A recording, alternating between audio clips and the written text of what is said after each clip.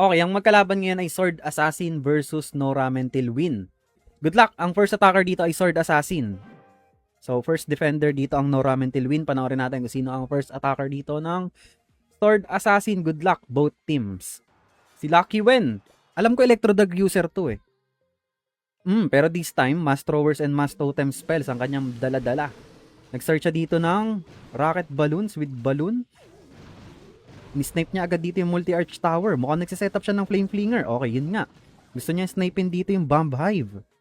Gamit yung Flinger. Okay. And then, nag-pop agad siya dito ng Rocket Spear and Seeking Shield kay RC sa may bandang 4 o'clock. Nagsiset up siya ng funnel. So malamang dito ang entry niya ng Mass Throwers. Nagsiset up siya both sides. Si RC dito ay naka-Phoenix and ay! Wrong prediction! Grabe! Hindi mo mape-predict ang galaw dito ni Lucky Wen. So akala ko sa may kaliwa siya magdadrop ng Mass Totems and ng Mass Throwers and Mass Totem spells. Pero hindi. Dito pala siya sa may right side. Okay. Okay.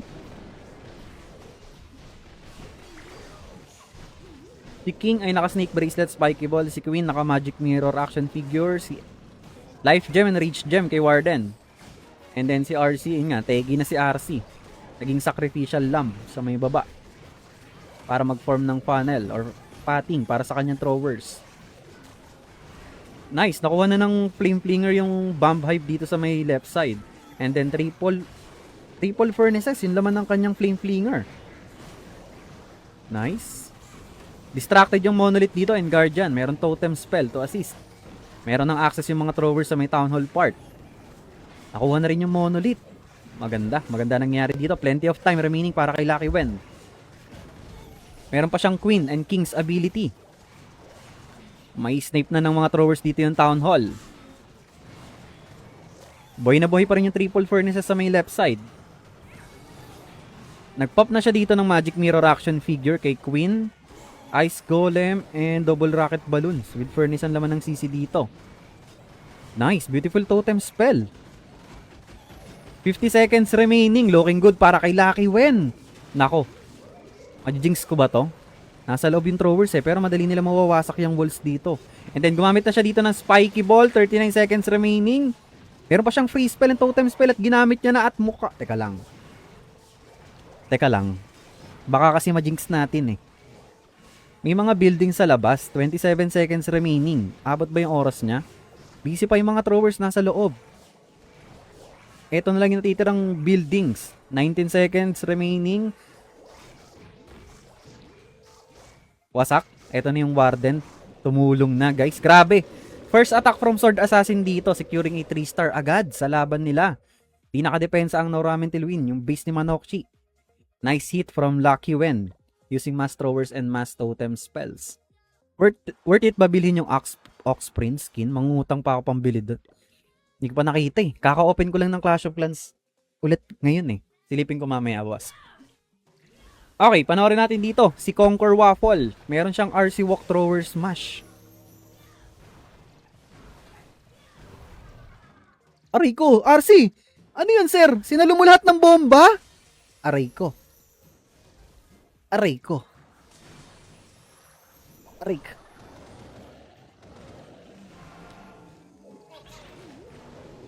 Sir? Sinalo mo lahat yun eh. Parang walang nakawalang bomba doon, sir. Kinain lahat ng RC niya saka Spirit Fox niya. Okay. Yung throwers dito ay nandito sa may right side. Sa may Town Hall part pala ang entry niya dito. Okay. So, ang purpose nun, para lang talaga mag-form ng funnel. Pero, okay. Walang basagan ng trip, di ba? Loko mag-RC charge yun. And then, Siege Barracks yung gamit niya dito sa may 12 o'clock. And then, si Queen, ang sakit nung ano. Sir?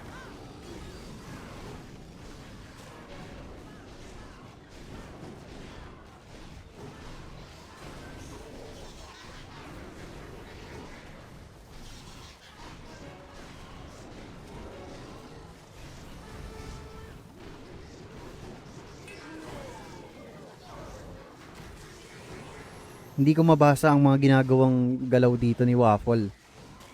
Ang hirap i-predict.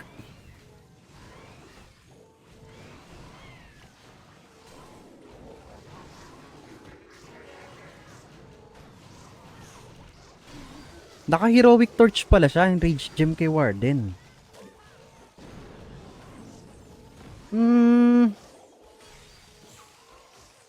Ano nangyari sa attack niya?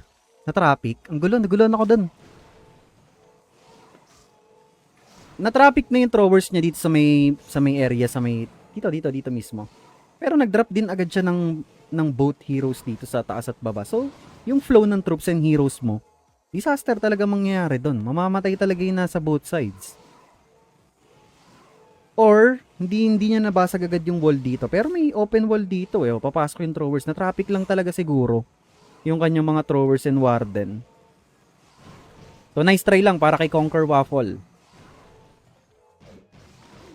Hindi ko nga rin alam kung saan napadpad yung RC niya eh. Saan napadpad yung RC? Eto, dito nategi yung RC niya kasama ng King. So, nauna yung Queen and then yung King and RC sa magkabilang gilid. And then yung throwers niya, nandito pa rin. Hindi pa rin nakukuha yung Town Hall. So, nagkaroon siya ng problema dun sa flow ng troops. Nice try lang, nice defense para sa Sword Assassin. Pero sabi mo nga, mangungutang ka pambili nun, wag na. Uutangin mo pa, sir. Wag mo nang bilhin, di ba? Much better, mag-invest ka na lang sa Gold Pass. Okay, panoorin natin si Super Hua. Second attack ng Sword Assassin. Nag-start siya dito ng Quake Spell and then Rocket Spear, Seeking Shield kay RC. Okay, parang ganun din yung attack kanina. Mukhang ito ata ang bagong strat nila ng Sword Assassin. Yung kanina, nag-start ng Flame Flinger and then yun nga, naging Sacrificial Lamb yung RC doon. Ganun din. Naka-Rocket Spear and Seeking Shield. So, nagpo-form lang ng patting ng throwers. Okay. Pero this time, hindi siya naka-Flame Flinger. Wala sigurong value. Oo nga, nasa corner yung mga Expo. And then, dito na siya nag-drop ng kanyang Mass Throwers sa may bandang upper right. Oy! Beautiful Coco Balloons! Ang dami dong multiple air bombs. Okay, nice. Nice. Abot ng throwers to, yung multi-gear. And then Siege Barracks and Queen sa may bandang right side to counter funnel.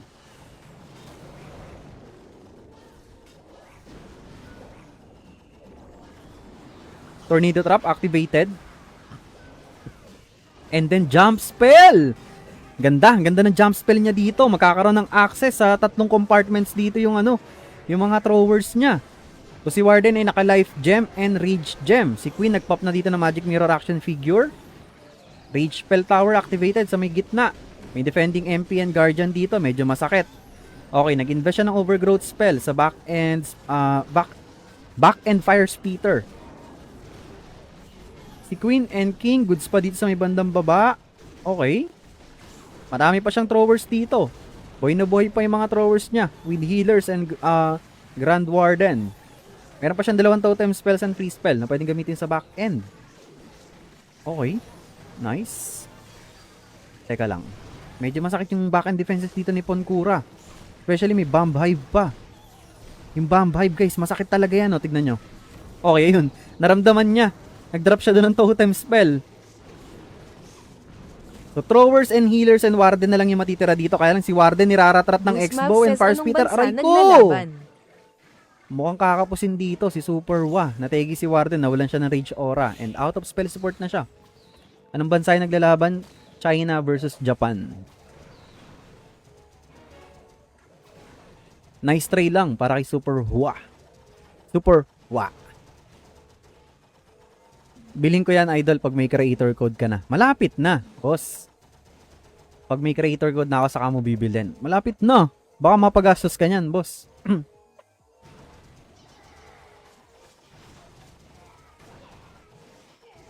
Wash out. Angelo, 29. Ikaw ba yan, Z? Pag ba na-recall RC habang naka-rocket spear, di na matutuloy pag deploy.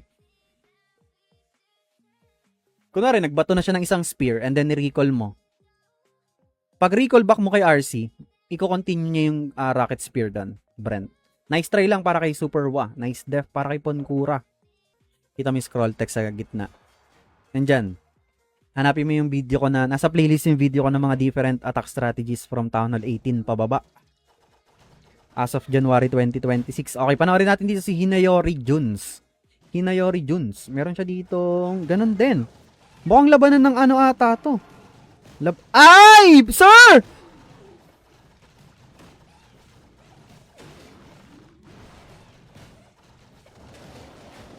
Disaster ang nangyari kay Hinayori Juns. Ano yun? Niratrat si Warden ng X-Bow sa Guardian. Hindi niya napansin na tatabunan kasi yung health ng Warden. Yan ang problema. Aray ko, yung heal.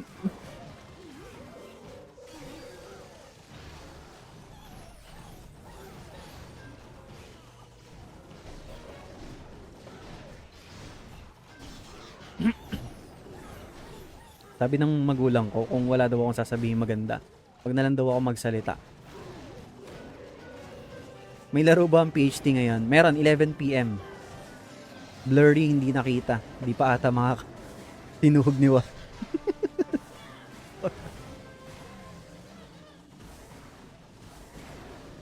Guys, what are you doing?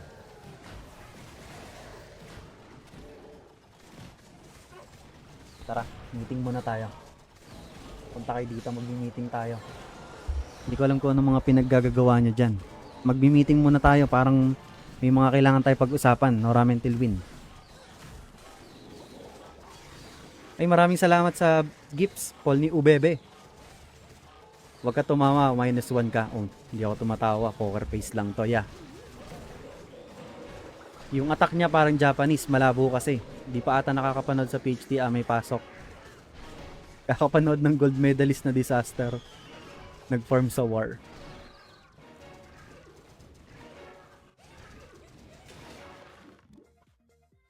Nice try lang para kay Hinayori Juns. Nice def para kay Super Hua. Baka mamaya paborito nilang pagkain yung ramen, no? Tapos parang 2 taon na silang hindi nakakain ng ramen. Sorry po. Sorry po. Joke lang po. Okay, panoorin natin dito next attack ng Sword Assassin. Fireball Meteor Golem ba to? Hindi. Queen and Warden walk with Meteor Golems. Okay, good luck. Queen and Warden walk with Meteor Golems.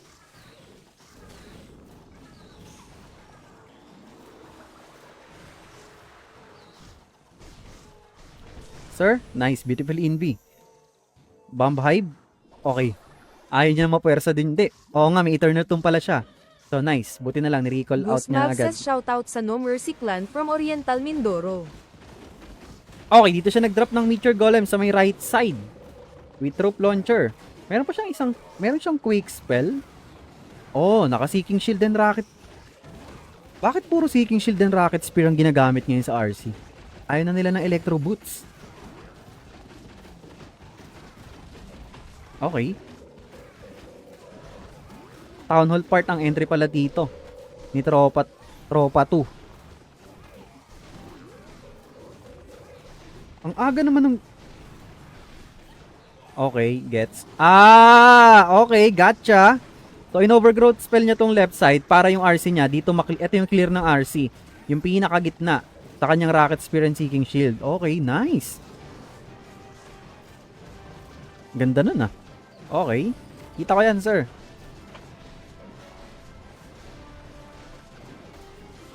Looking good para kay Tropa 2. Meron pa siyang Invi and Totems. Oh, in-invi niya dito yung RC.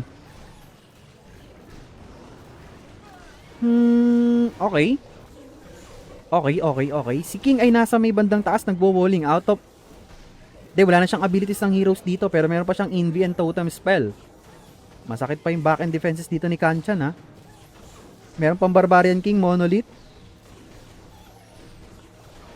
Mukhang kakapusin siya dito. Tingin ko lang.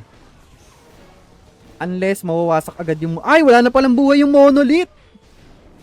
Kaya lang, oras ang kalaban niya dito. Sobrang bagal ng Meteor Golem. Pero meron pa siyang isang Invi spell. Time failed data to. Ang dami pang buildings. Tapos magbo-bowling pa yung queen dito.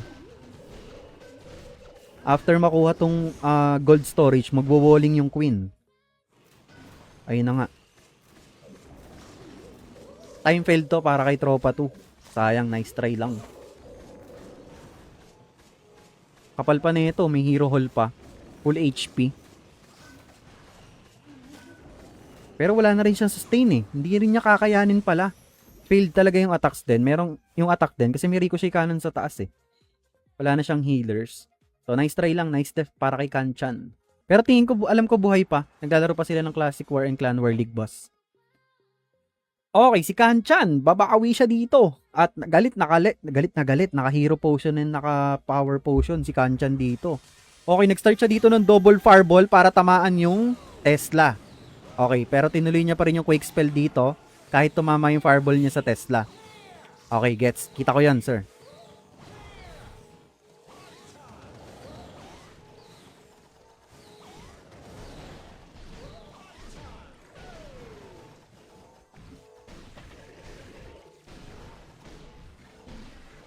Tulog muna ako. Hindi ko alam kung anong pinagagagawa nitong mga to, sir. Nagtitripan nyo ba kami?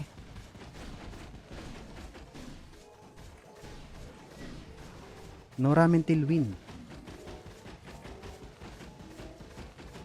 Guys.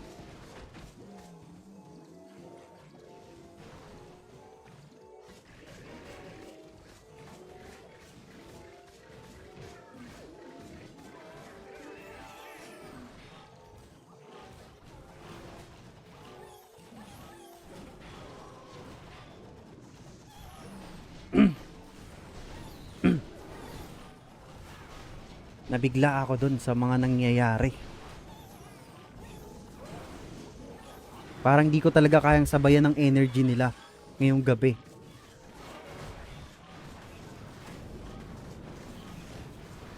Super unpredictable ang ginagawa dito ng No Ramen Till Win.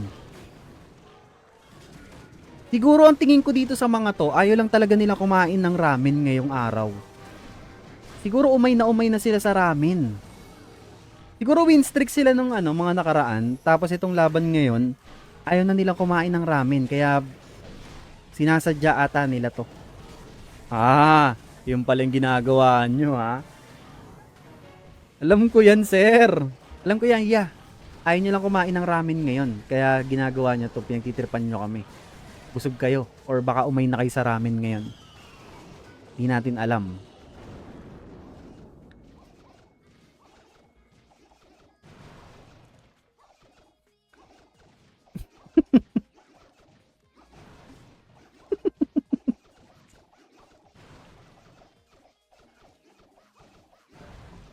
Hindi ko alam kung anong nangyayari sa kanila.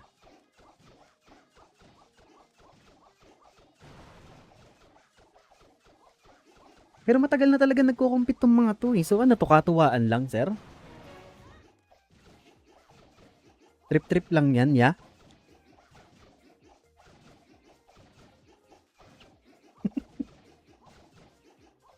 Parang may isang player na pumasok sa isang clan, random clan.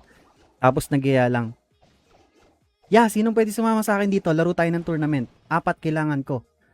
Tapos yung 4 na naglulot na active, sumama na agad. Ako, sama ako. And then, eto na, lumaban na agad sila. Parang ganun na nangyari. Easy recruitment. Di na lang ako mag-talk. Okay, panoorin natin dito. Fourth attacker ng Sword Assassin. Electro Dragons. Max Electro Dragons with Mass Totem spells. Uy, meron siyang overgrowth spell dito.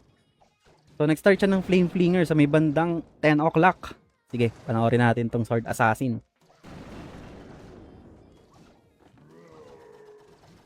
Pinagtitripan tayo ng no ramen, guys. Okay, 1 Yeti sa may right side. Gusto niyang kunin yung Wizard Tower dito. So, masesecure yun ng Yeti Mites. Nice. Beautiful Yeti. And then, Queen sa may bandang 6 o'clock. So, nagpo-form siya ng funnel sa may bandang right side and left side. And then si RC dito ay Oo nga, Rocket Spear and Seeking Shield. Puro ganito ginagamit ngayon yung RC ah. Hindi sila gumagamit ng Electro Boots. Okay. Nagpop na agad siya dito ng Rocket Spear. Okay, totem spell invested sa may Monolith, pang distract. So si Queen pala dito ay nagpop na ng Magic Mirror and Action Figure.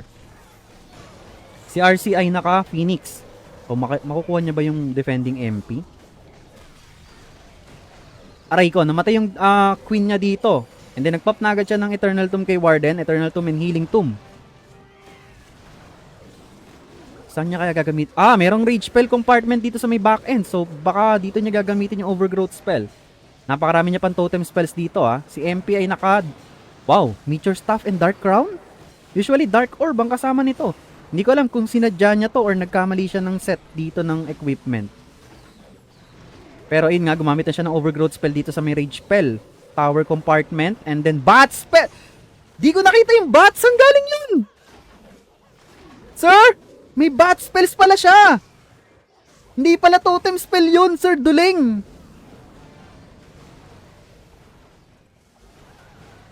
What? Naduling ako doon, legit! Ayun lang, naubos na, sir. At wala siyang Phoenix dito. Naku, aray ko, masakit. Hindi niya makukuha. Bat spells pa lang. Sorry, nahawa na ako. Kasalanan to nung Noramental Wind. Akala ko totem spells yung 6 na spell niya doon sa baba. Wala na kasing gumagamit ng bat spells eh. Nagulat ako dito. Bigla may mga paniki sa may right side. Bat spell nga ni. My bad. Sorry. Nagulat ako ngayon na lang may gumamit ulit ng bat spells. Biglang merong bat wave sa may right side. Pero ang ganda ng percentage na nakuha dito ng Sword Assassin. So, ano yung expect niya dito sa part ng in-overgrowth spell niya? Wala siyang free spell. Eto na, si Manokchi! Ayan na, guys, nilabas na ang Electro Dragons. Galit na si Manokchi. Panoorin natin kung anong plano ni Manokchi dito. Galit na to, sir. Ayan na, seryoso na. Action fig. Okay, Giant Arrow and Magic Mirror kay Queen. And then, nag-flame flinger siya dito para... Okay, para lang kunin yung isang air defense.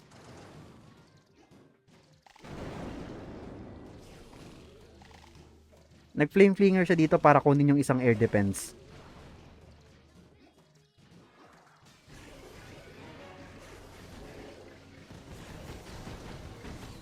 Hindi ko talaga ma-predict hindi ko talaga kayang i-predict, guys. Hindi ko kayang i-predict yung mga iniisip nila. Okay. Yung super minions pala ang magsesecure dito ng Barbarian King. Okay. Para yung flame flinger pala ay para lumabas dun yung super minions and para patayin yung Barbarian King. Okay, nice. Gets.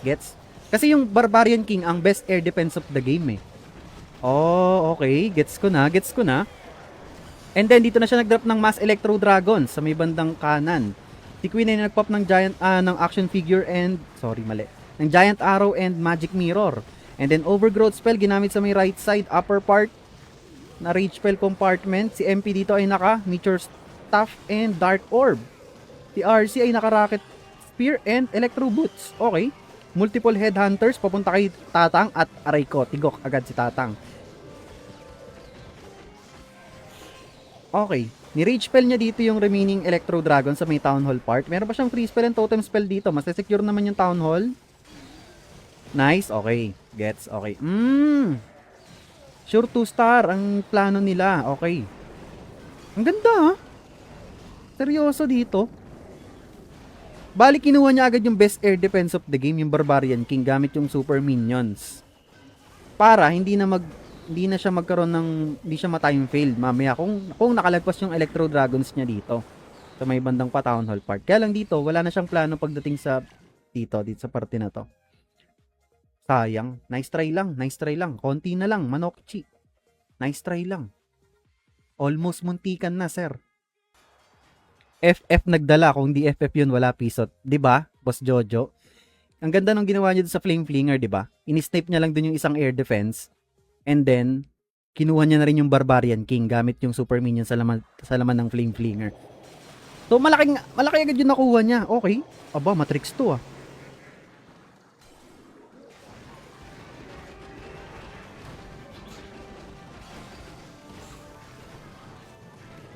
Yan ang sinasabi ko, sir. 'Di ba? Yan ang sinasabi ko, nagpapasiklab. Ganting-ganti yung mga gusto kong attacker eh. Napakalupit. Beautiful start dito para sa Sword Assassin. Gumamit siya ng lightning spells dito sa Bomb Hive. And then, ano yun nandito sa may gitna? Revenge Tower and Multi-IT ata yun. And then, in-snipe niya ng Giant Arrow. Grabe ka naman, sir. Nagpapasikat ka. At meron siya ditong Meteor Golem. Sige. Life Gem and Rage Gem ang gamit dito ni Warden. Okay. Okay. Gusto niya muna sigurong kunin tong Town Hall gamit yung Queen and Warden Walk. May recall spell siya eh. Okay, nice. Kukunin niya pa ba dito yung ibang defenses? Mukhang kailangan niya nang i-recall out to. Mauubusan siya ng oras.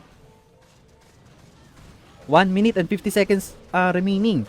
Yung oras ang problema dito ah. Kailangan niyang bilisan. Mabagal pa naman yung mga Meteor Golems. Pero baka ang gawin niya dito si King and RC sa may opposite side. Dito. Baka si King and RC ang dito i-drop. Kasi kung i-drop niya lahat dito, abang! Third in drop nga! Okay, sige, tignan natin. Wala nga namang masyadong masasakit na defenses dito na dadaanan sa base ni Conquer Waffle. Kaya lang, yung oras niya dito, mabagal kasi yung mga Meteor Golems. 1 totem spell na lang yung natitira sa spell. Spiky Ball and Rocket Spear, meron siya dito. Si RC malamang, baka sa right side na talaga to, sa harap ng Fire Spitter. Okay, nagpop na agad siya dito ng Spiky Ball kay King. Less than 1 minute remaining. Ito na yung oras. Oras ang problema. Hindi niya pa rin ginagamit yung RC dito ah. Ayun, sa may right side na nga niya ginamit, dinrap. Then totem spell pang distract sa Ricochet Cannon. Nice. Dami niyang Meteor Golems dito. Medyo nag-split up. Si RC makukuha yung Ricochet Cannon and pupunta sa may Fire Spitter. 35 seconds remaining. Aabot ba? Okay, nag-pop na siya dito ng Rocket Spear kay RC. X-bow na yung tatargetin. After nito ay X-bow ata ulit to. Okay, 23 seconds remaining. Mukhang, teka lang, baka ma-jinx natin eh. 18, 17. Mahaba-haba pa naman ng konti. Buhay pa yung RC niya dito. Matetegi sa Super Wizard Tower to. Uy, distracted sa Booger. Kaya lang 9 seconds remaining. Ay na nga, oras nga yung problema. Nice try lang para kay tropa. 3 star sana to, time failed lang. Nice try lang. Eto na. Panoorin natin si Rempon Kura. Meron siya ditong Fireball, Thrower Smash. Okay, si Warden ay naka-Angry Jelly. So, mag-i-start siya dito ng Warden Walk. Okay. Ano kaya gusto niya i-Fireball dito? Pepredict ko, mukhang Ricochet Cannon ang gusto niya i-Fireball dito para makuha yung Bomb Hive and CC. Okay. Sige. Mukhang inang gusto niya i-Fireball dito. Tatama ba tayo sa prediction? Okay, gumamit siya ng Totem Spell pang distract sa dalawang X-bow. Nice.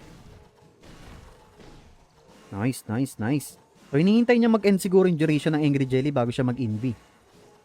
Eto, tatama na tayo dyan, sigurado ako. Hintayin niya muna Ayan, tapos na yung duration ng Angry Jelly. So, mag-i-invi na yan para mag-setup ng Fireball. Eto yan, sir. 2 invis lang, boss. 2 invis. Fireball. Nice! Yan ang sinasabi ko, sir. Eto, nasa last atake ng Noramentil Win. Ang kaya nating i-predict. Okay, nice. Kahit pa paano, meron tayong tumamang isa. And then, nag-drop na siya dito ng throwers papunta sa may Town Hall part. Eto, siguro, baka hindi pa to nakakakain ng ramen mga ilang linggo na. Kaya medyo siniseryoso talaga niya yung dito, binibigay niya yung lahat. Baka ramen na to. Okay, nag-pop na siya dito ng action figure. Hindi, na-force yung ability ng Queen. Binakbakan agad siya ng Guardian dito. And then, si King and RC, pang support dito sa may bandang baba. Nag-rage spell siya dito sa healers para ma-take down yung Guardian. Okay. Yung King dito medyo pulado na. Okay, nagsasama-sama na sila. Nagbo-vault in na, guys. Kaya lang yung healers. Yung healers, wala dito sa may mga tropa bits niya sa may bandang baba. Okay, gumamit siya ng free spell dito sa Ricochet Cannon and Multi-Inferno Tower. Mayroon pang dalawang Invis. Overgrowth spell invested sa my Revenge Tower and... sayang. Di, marami pa siya ditong throwers. Teka lang. Medyo pulado na yung RC dito. Pero distracted yung mga defenses. Okay, nag-invi siya para hindi mabugahan ng air sweeper. Okay, another invi para hindi makuha yung fire spitter. Para si RC ay rumekta sa... okay, si Warden pala ang tatapos dun sa fire spitter at magpo-front para saluhin yung banda ng Revenge Tower. Okay, sayang. Mukhang maganda ang plano dito ni Rempon Kura. Hindi lang, minalas lang ng konti. Guys, feeling ko maganda yung plan A niya dito eh. Kaya lang medyo kinapos lang ng konti. Nice try para kay Rempon Kura. So good game, well played para sa No Ramen Till Win. Guys, mag-cup noodles muna kayo. So wala muna tayong ramen for tonight's video. Cup noodles muna. Guys, okay? Congratulations sa Sword Assassin for winning this round against No Ramen Till Win.